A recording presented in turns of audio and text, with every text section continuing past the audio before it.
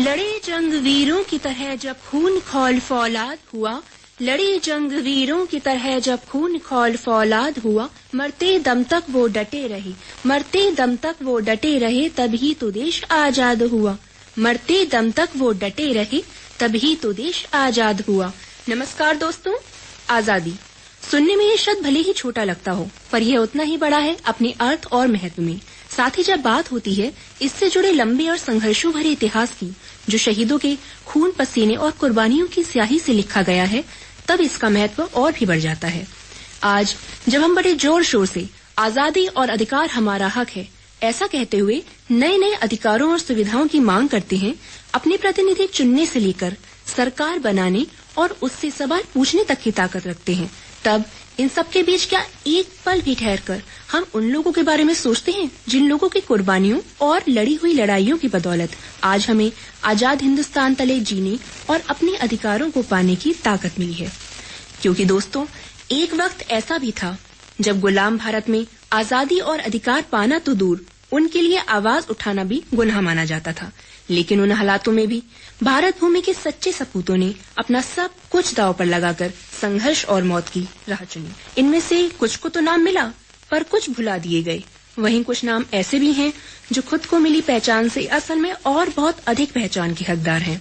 भारत माता की एक ऐसे ही सच्चे सपूत की आज जयंती है, जिसके साहस, शौर्य और देशभक्ति से तानाशाह एडोल्फ हिटलर भी प्रभावित हुए बिना न रह सका और उन्हें पुकारा नेताजी। जी हाँ दोस्तों, आज यानी 23 जनवरी को जयंती है भारत भूमि से लेकर विदेशी धरती तक हिंदुस्तान की आजादी के लिए अलग जगाने वाले और संघर्ष करने वाले नेताजी सुभाष चंद्र बोस की। एक ऐसा नेता जिसने रूस, जर्मनी, जापान, सिंगापुर और इटली जैसे देशों में हिंदुस्तान की आजादी की लड़ाई को फैलाया और फौज तैयार की।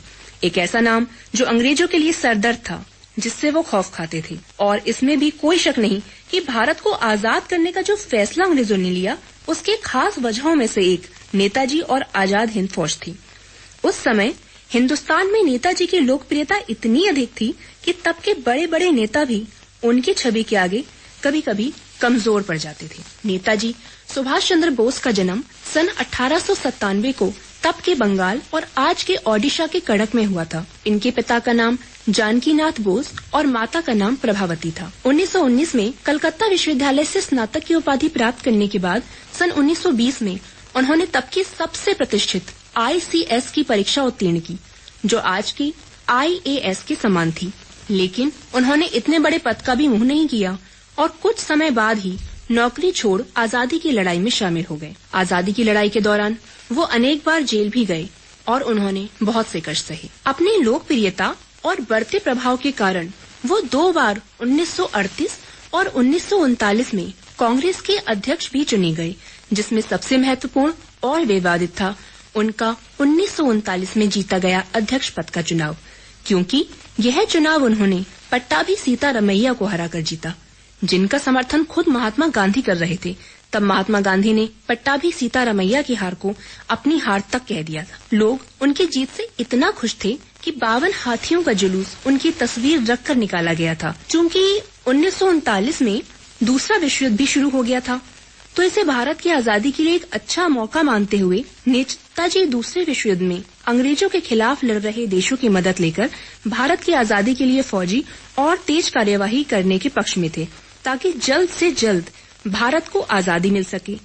वहीं महात्मा गांधी और जवाहरलाल नेहरू शांति और अहिंसा के रास्ते से ही आजादी पाना चाहते थे। वैचारिक मतभेदों और विवादों के चलते आखिरकार नेताजी को अध्यक्ष पद से त्याग पत्र देना पड़ा। उधर उनके विचारों की खबर जब अंग्रेज सरकार को लगी, तो उन्होंने सुभाष चंद्र बोस को उनके ही घर में नजरबंद कर दिया।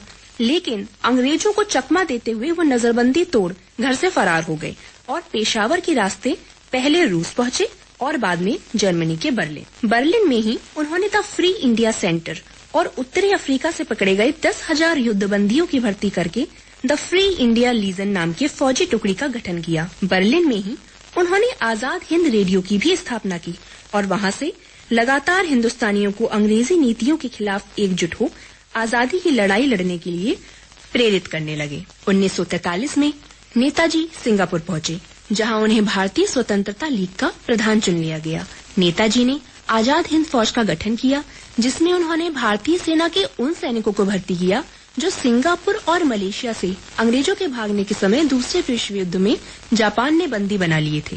ये बोस जी की लोकप्रियता और कोशिशों का ही नतीजा था कि न सिर्फ मलेशिया में बसे भारतीयों ने उन्हें पूरा नैतिक और आर्थिक सहयोग दिया, बल्कि जापानी सरकार भी उन्हें अंग्रेजों के खिलाफ लड़ने के लिए मदद करने को तैयार हो गई। 21 अक्टूबर 1943 को उन्होंने सिंगापुर में भारत की अस्थायी सरकार बनाई। उन्होंने अपनी सेना को दिल्ली चलो और जय हिंद जैसे नारे दिए, जो बहुत मशहूर हुए। आजाद हिंद फौज सफलता पाती हुई लगातार भारत की तरफ आगे बढ़ने लगी।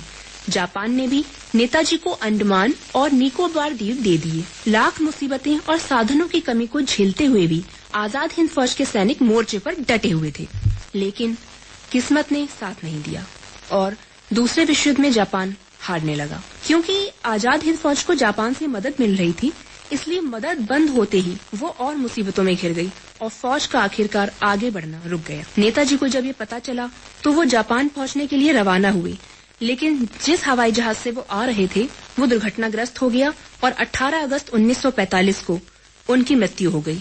हालांकि उस हवाई दुर्घटना में वो मरे थे या नहीं, ये आज भी एक विवाद और रहस्य का विषय बना हुआ है। इसके बाद आजाद हिंद फौज के कई सैनिक गिरफ्तार कर लिए गए और दिल्ली के लाल किले के सैनिक न्यायालय में मुख्यतः इस फौज के 3 अफसरों गुरुबख्श सिंह, प्रेम कुमार सहगल और शाहनवाज खां पर राजद्रोह का मुकदमा चलाया गया। इन अफसरों को बचाने के लिए जनता से लेकर बड़े बड़े संगठनों तक ने जोरदार आंदोलन चलाया।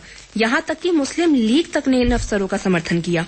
इन्हें बचाने के लिए जगह जगह प्रदर्शन हुए और तब के अखबार इस मुकदमे की खबरों से भर गए। लोगों में नेताजी की फौज और इन अफसरों की लोकप्रियता इतनी ज्यादा थी कि मुजरिम पाए जाने पर भी जनता के गुस्से और दबाव को देखते हुए अंग्रेजों के इन अफसरों को सजा देने की हिम्मत नहीं हुई और तब के वायसराय लॉर्ड वेवेल को अपने विशेषाधिकारों का प्रयोग करते हुए इनकी सजा को माफ करना पड़ा। 1945 में इस मुकदमे के खिलाफ चलाए गए लोगों के आंदोलन की एकता और देशभक्ति ने अंग्रेज सरकार को हिला कर रख दिया था।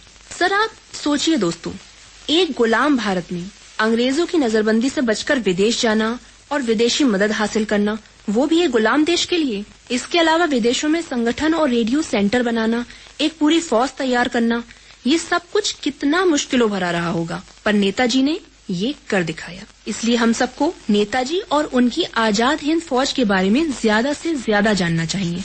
साथ ही ये हमारा फर्ज है कि जिस देश की आजादी के लिए उन्होंने इतना संघर्ष किया, वहाँ भाईचारे के साथ मिलजुल कर रहकर हम देश की शांति, समृद्धि और विकास यात्रा में अपना ज्यादा से ज्यादा योगदान देकर भागीदार बने।